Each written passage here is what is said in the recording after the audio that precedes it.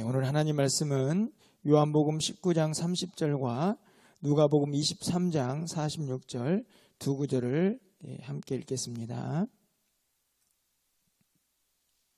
요한복음 19장 30절 먼저 함께 읽겠습니다. 예수께서 신 포도주를 받으신 후에 이르시되 다 이루었다 하시고 머리를 숙이니 영혼이 떠나가시니라. 누가복음 23장 46절입니다. 함께 읽겠습니다. 예수께서 큰 소리로 불러 이르시되 아버지 내 영혼을 아버지 손에 부탁하나이다 하고 이 말씀을 하신 후에 숨지시니라. 아멘. 고난주간 짧지만 다섯 번째 마지막 기도의 시간에 저희가 서 있습니다. 어떻게 여러분들 다섯 번의 시간들을 마음 먹고 작정하신 대로 잘 빠지지 않고 참석하셨는지 몹시 궁금합니다. 우리가 참 처음에는 이런저런 마음을 가지고 무엇인가 목표를 세우고 그렇게 달려가지만 우리 주변의 내적인 외적인 환경들 때문에 그 목표들을 잘 이루지 못할 때가 많이 있습니다. 아마 여러분들 중에도 이 고난주간 5번밖에 안 되니까 열심히 참석해보자 그렇게 목표를 세웠다가 또 이런저런 이유들 때문에 끝까지 함께하지 못한 분들도 아마 있지 않을까 생각을 합니다. 저희는 이번 고난주간을 보내면서 이제 부활절 행사로 성경 필사를 했는데 저희 가정도 동일하게 저희 4명이서 나눠가지고 성경 필사를 했습니다. 처음에는 아주 쉽게 필사가 맞춰질 거라고 생각이 들었는데 사실은 또 이런저런 시간들을 보내면서 그게 참 쉽지 않다 하는 생각을 가져보게 됩니다. 우리의 연약함 때문이죠. 아마 여러분들도 뭐 단순하게 고난주간 기도회나 그리고 뭐 성경 필사나 이런 예가 아니고 우리 일상에서 우리가 처음 먹은 목표들을 끝까지 잘 이루어가는 것이 그렇게 쉽지 않다는 것을 많이 경험했을 거라고 생각이 됩니다. 이제 고난주간 우리가 저들을 사하여 주옵소서라는 예수님의 십자가의 첫 번째 말씀을 시작해서 오늘은 6번째, 7번째 말씀을 함께 묵상을 하고 마치려고 합니다. 6번째 말씀은 우리가 요한복음에서 읽었던 것처럼 다 이루었다 하는 말씀이고 7번째 마지막 말씀은 아버지 내 영혼을 아버지 손에 부탁하나이다 라는 말씀으로 7번째 말씀이 끝을 맺게 됩니다. 먼저요 6번째 말씀인 다 이루었다라는 말씀을 좀 함께 살펴보려고 합니다. 요한복음 19장 30절 말씀인데 한 번 더 함께 읽어보도록 하겠습니다. 예수께서 신포도주를 받으신 후에 이르시되 다 이루었다 하시고 머리를 숙이니 영혼이 떠나가시니라. 여러분 예수님께 십자가상에서 다 이루었다라고 말씀을 하십니다. 무엇을 이루었을까요? 우리가 잘 알고 있는 것처럼 예수님께서 이 땅에 오신 그 사명, 구원의 사역이죠. 그것을 다 완수하시고 마치셨다라는 말씀이 다 이루었다 하는 말씀이라고 생각합니다. 우리가 이미 잘 알고 있는 내용이죠. 예수님께서 십자가의 마지막 순간에 다 이루셨다는 말씀을 통해서 그분의 사역의 완성을 선포하고 계시는 것입니다. 그런데 이 말씀에는 우리가 조금 더 깊이 생각해야 할 부분이 있습니다. 무엇인가 하면 이 말씀 속에 예수님께서 구약의 율법의 요구를 충족시키고 있다는 사실을 우리가 기억해야 합니다. 로마서 8장 3절과 4절의 말씀에 이렇게 기록이 되어 있습니다. 율법이 육신으로 말미암아 연약하여 할 수 없는 그것을 하나님은 하시나니 곧 죄로 말미암아 자기 아들을 죄 있는 육신의 모양으로 보내어 육신의 죄를 정하사 육신을 따르지 않고 그 영을 따라 행하는 우리에게 율법의 요구가 이루어지게 하려 하심이니라. 이 로마서 8장에 있는 4절 말씀을 가서 보면 예수님을 통해서 율법의 요구를 이루신다라고 말씀합니다. 율법의 요구가 무엇일까요? 우리가 알고 있는 것처럼 구약 시대에는 이스라엘 백성들이 죄를 지으면 어떻게 그 죄 사함을 받았습니까? 각자 그 죄의 모양에 따라서 짐승을 잡아가지고 그 피, 다시 말하면 그 생명으로 자신의 죄를 용서받았습니다. 이게 구약의 율법이죠. 구약의 율법의 요구는 바로 죄를 지었다고 하면 그 죄값으로 생명을 바쳐라 하는 것이었고, 이스라엘 백성들은 그 율법의 요구에 맞춰서 계속적으로 반복적인 제사를 지내어서 그들의 죄를 용서받았다라고 생각했습니다. 그런데 오늘 예수님께서 그 율법의 요구를 완성하신 것이죠. 로마서 10장 4절에서 이 말씀은 좀 더 분명하게 밝혀지고 있습니다.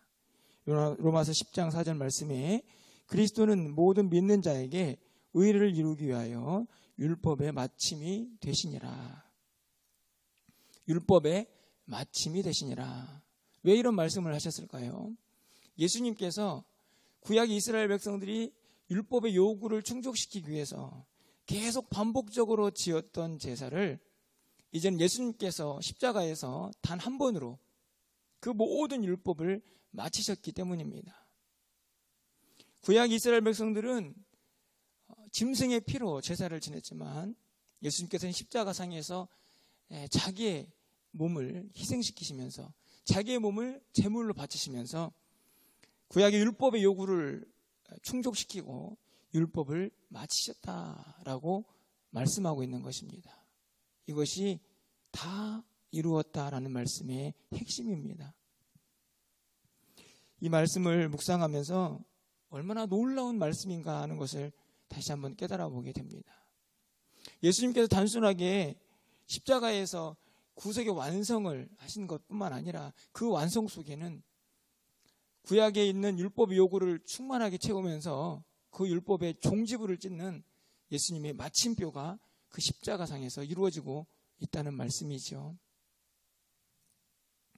예수님께서는요, 이 땅에 오신 이유를 십자가상에서도 분명하게 확인하고 계십니다.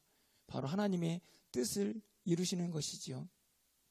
그 율법의 모든 요구를 충족시키시면서 우리를 온전히 구원하시는 그분의 사역을 완성하고 계시는 것입니다. 요한복음 4장 34절에서 이렇게 말씀합니다. 예수께서 이르시되 나의 양식은 나를 보내신 이의 뜻을 행하며 그의 일을 온전히 이루는 이것이니라. 예수님의 삶의 목표, 그것을 양식이라고까지 표현하셨습니다. 늘 먹고 마시는 양식같이 예수님의 삶의 목표는 하나님의 뜻을 온전히 이루는 것이었고 그것의 마침표가 십자가인 것입니다. 요한복음 17장 4절에서 이렇게 말씀합니다. 아버지께서 내게 하라고 주신 일을 내가 이루어 아버지를 이 세상에서 영화롭게 하였사오니. 하나님께서 맡기신 그 사역을 잘 이루어서 궁극적으로 나타난 결과는 하나님을 영화롭게 하는 것이다 라고 말씀하고 계십니다. 십자가는 완성이죠. 십자가에서 모든 것이 다 마쳐지고 우리의 구원은 완성되었습니다. 우리는 이제 그 십자가를 믿기만 하면 우리에게 구원의 놀라운 선물이 허락되는 것이죠. 이게 바로 다 이루었다라는 예수님의 말씀의 선언입니다. 이 말씀을 보면서 오늘 우리의 삶의 목표는 무엇인가를 다시 한번 돌아보게 됩니다. 예수님은 십자가를 지시면서까지 하나님께서 그에게 맡긴 모든 사역들을 이루시고 완성하셨습니다. 그리고 그것을 통해서 하나님의 영광이 드러나도록 하셨죠. 참을 수 없는 고통이었지만 예수님께서는 하나님의 그에게 맡긴 모든 사역들을 완성하기 위해서 십자가에서 끝까지 견디시고 참으시면서 그 사명을 완수하셨습니다. 다 이루셨죠. 물론 우리가 이런 선포를 할 수는 없을 것입니다. 연약해서 우리가 뭘 그렇게 다 이룰 수가 있겠습니까? 하지만 생각해보면 우리는 과연 얼마나 주께서 우리에게 맡긴 사명을 잘 이뤄가고 있는지 다시 한번 돌아보게 됩니다. 십자가의 고난을 이기시면서도 그의 모든 사명을 완수하셔서 하나님께 영광을 돌리셨던 예수님처럼 우리도 우리에게 맡겨진 사명들이 있습니다.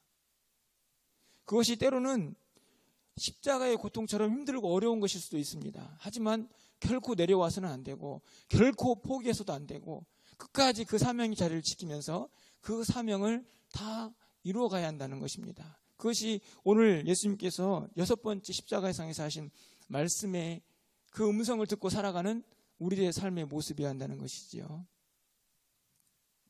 다시 한번 이 말씀을, 이 음성을 우리의 마음속에 새기면서 우리 모든 성도님들이 우리에게 맡겨진 사명의 자리, 우리에게 맡겨진 그 사명들을 끝까지 지켜내면서 우리도 하나님의 영광을 드러낼 수 있는 그 자리에 모두가 나아갈 수 있도록 최선을 다하고 열심을 낼 수 있는 모든 우리 성도님들이 되시기를 주님의 이름으로 축원합니다. 또 한 가지 우리가 생각해 봐야 할 것은 바로 마지막 예수님의 7번째 말씀이죠. 누가복음 23장 46절 말씀인데요. 이 말씀도 함께 읽어보도록 하겠습니다. 읽습니다. 예수께서 큰 소리로 불러 이르시되 아버지 내 영혼을 아버지 손에 부탁하나이다 하고 이 말씀을 하신 후에 숨지시니라. 이제 다 이루셨습니다. 그리고 맨 마지막에 하신 말씀은 아버지께 자신의 영혼을 맡기는 말씀입니다. 이 말씀은 단순하게 이제 죽을 때가 되었구나 라는 의미를 훨씬 더 초월하는 말씀입니다. 이 말씀은 원래의 자리로 모든 것이 회복되는 것을 의미하는 말씀입니다. 가장 먼저는 아들의 자리로 회복하시죠. 여러분, 네 번째 예수님께서 십자가상에 사신 말씀이 무엇입니까? 엘리 엘리 라마 사박다니, 나의 하나님 나의 하나님 어찌하여 나를 버리셨습니까? 하나님과 단절, 분리를 경험하죠. 그럴 때는 하나님일 수밖에 없었습니다. 하나님과 단절되면서 그 고통을 이겨내셔야 했죠. 하지만 오늘 본문을 말씀을 보십시오. 마지막 말씀에서는 아버지, 내 영혼을 아버지 손에 부탁하나이다. 다시 원래의 자리인 하나님이 아니고 그분의 아들로서 하나님을 아버지라 부르고 있습니다. 참을 수 없는 고통 가운데에서 분리와 단절을 경험할 때에 예수님은 하나님을 하나님으로밖에 부를 수 없었지만 이제 자신의 영혼을 맡기면서 이제는 하나님이 아닌 그 하나님이 자신의 아버지로 다시 친근감 있게 다가오고 있는 모습을 오늘 본문에서 보게 됩니다. 단순하게 자신의 영혼을 맡기는 것이 아니고 이제는 아버지의 자리, 그 아버지의 아들의 자리로 다시 회복되는 모습을 오늘 마지막 7번째 말씀에서 살펴볼 수가 있습니다. 또 한 가지가 있습니다. 그것은 바로 능력의 자리로 돌아가시는 겁니다. 여러분, 예수님께서 십자가에 달리시기까지 그 모든 과정을 한번 생각해 보십시오. 예수님이 능력이 없습니까? 예수님이 힘이 없습니까? 하지만 철저하게 유대인들과 대제사장들과 그리고 로마 병중에게 자신을 맡깁니다. 이 모습을 이사야 53장 7절은 이렇게 정확하게 표현하죠. 그가 곤욕을 당하여 괴로울 때에도 그의 입을 열지 아니하였으며 마치 도수장으로 끌려가는 어린 양과 털 깎는 자 앞에서 잠잠한 양같이 그의 입을 열지 아니하였도다. 여러분, 여기에서 도수장으로 끌려가는 어린 양을 보십시오. 아무런 능력도 행하지 않습니다. 그냥 끌려가고 그렇게 끄는 자의 손에 이끌려서 도수장으로 끌려가죠. 예수님의 모습이 그러했다는 것입니다. 철저하게 타인의 손에 다 예수님 자신을 맡겼습니다. 그런데 이제 누구의 손으로 다시 가십니까? 아버지의 손으로 다시 그 영혼을 맡기십니다. 능력의 손, 그리고 그 권세에 있는 아버지의 손에 자기의 삶을 맡기시는 것이죠. 원래 있던 예수님의 자리입니다. 예수님의 공생애 내내 그 모든 기간 동안 예수님은 하나님의 능력의 손에 붙잡혀서 그분의 사역을 감당하셨습니다. 병든 자를 고치셨고 죽은 자도 살리셨습니다. 하지만 십자가를 지실 때에는 도수장에 끌려가는 어린 양처럼 자신을 철저하게 타인의 손에 맡기죠. 능력이 없어서가 아니라 그의 사명을 완수하기 위해서입니다. 이제 다시 원래에 있던 자리로 돌아갑니다. 하나님의 그 능력의 손에 자신의 영혼을 맡기시는 것입니다. 십자가는 마지막 예수님의 이 7번째 마디는, 7번째 마디의 말씀은 예수님의 모든 자리를 회복하는 말씀이라 생각이 됩니다. 단순하게 이제 죽을 때가 되었구나, 그러니 내 영혼 하나님 받아주세요 라는 것을 떠나서 더 깊은 의미를 이 말씀이 담고 있다는 것입니다. 이 말씀을 우리의 삶에도 좀 적용해 보게 됩니다. 우리가 물론 하나님 앞에 갈 때에 하나님 아버지 내 영혼을 받으소서, 나를 좀 맡아주십시오라고 기도할 수 있겠죠. 하지만 이 말씀, 이 기도가 단순하게 죽음 앞에서만 해야 할 기도인가요? 저는 그렇지 않다고 생각합니다. 우리의 매일매일의 삶이 하나님의 능력의 손에 우리의 영혼이 붙잡혀 있어야 하기 때문이죠. 그래야 이 힘든 세상을 살아갈 수 있습니다. 그래야 우리에게 맡겨진 사명을 감당할 수 있는 것이죠. 우리는 힘이 없고 연약하기 때문에 그 전능자의 손에 붙들려서 우리의 영혼이 온전히 그분의 통치를 받으면서 이 땅을 살아가야 한다는 말씀입니다. 그러니 우리의 생이 다하는 마지막 순간에 이 마지막 이 한마디를 외치는 것이 아니고 매일매일의 삶에서 하나님 내 영혼을 좀 붙잡아 주십시오, 능력의 손에 우리의 영혼을 맡깁니다 라고 그렇게 기도하며 그렇게 하루하루를 살다가 우리에게 주어진 마지막 순간에 또 이 기도를 할 수가 있어야 한다는 말씀입니다. 여러분, 가상 7원을 통해서 고난주간에 우리의 기도회를 진행했습니다. 가상 7원의 7마디를 혹시 여러분 기억하실 수 있습니까?